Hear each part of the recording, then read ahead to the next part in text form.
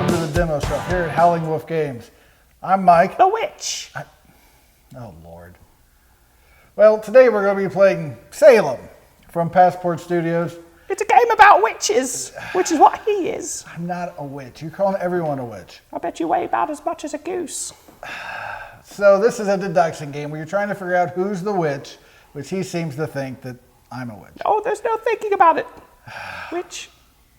Let's Angry witch. Let's go to the table. Go to the table. Welcome to Salem, a deduction game based off of a horrific time in our nation's history where no actual witches were killed. Good times. Well, what a better way to base a family game around, right? Exactly. So Salem is a deduction game, and in the game everyone will pick a color, and in the color you'll have a selection of characters based on actual historic events of people in that era, and then becomes the first of a few, I won't say complicated, but you got to get these things right. Just right, or it messes the entire game up. Yeah. Which is fine. Right. I mean, paying attention to what you're doing is fine. Just pay attention. Yeah. So you'll have numbers 1 through 7. And on each number you'll have these little tiles to arrange them in order of witches and villagers. And you have to get this exactly right for all 7 columns. And then you have to hand out one number to every person, so everyone has a 1 through 7. If you do that correctly, on your little pad there where you try to just figure out who the witches are, there will be exactly 3 witches per color and 3 witches per column. Right. It was kind of described as Sudoku there for a little bit, and it's true because you're going to have those columns and those rows that are going to add up to that, and you'll figure it out quick if you do it right. So on your turn, you're going to ask one of your fellow players a question about, say, number 1, and they're going to tell you that either number 1 is like number 3, or it's not like number 3, or that between number 1, number 3, and number 4, there's a number of witches, 1 or 2 witches. Now, number of which that are witches. Yeah, which witches of those are witches.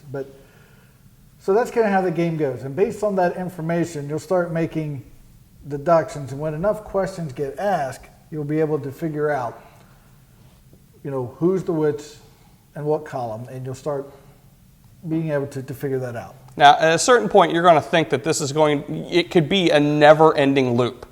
I know at some point I was playing and I thought that this could just go on forever if you were clever enough. Mm-hmm. But you will figure it out because you can only do those choices. This one is like this one is not like this one.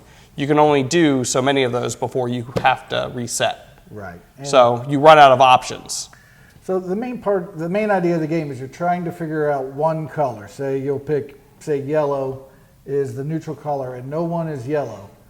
So you're asking all the other colors, and by that deduction you'll figure out which numbers in yellow are witches. Right.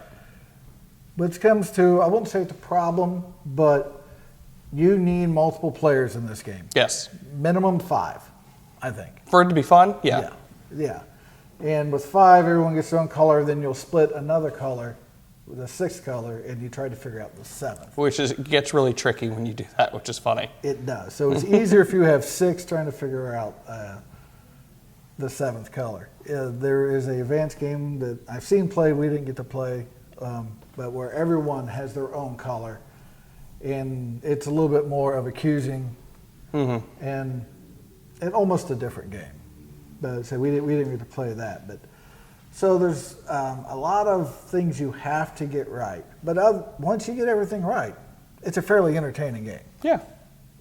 Like Brad said, you'll struggle at first, and then all of a sudden you'll get that one piece of clue based upon what you know, and it just falls into place. Yes. We all figured it out pretty well at the same time, except you just had the advantage of turn order. Yep.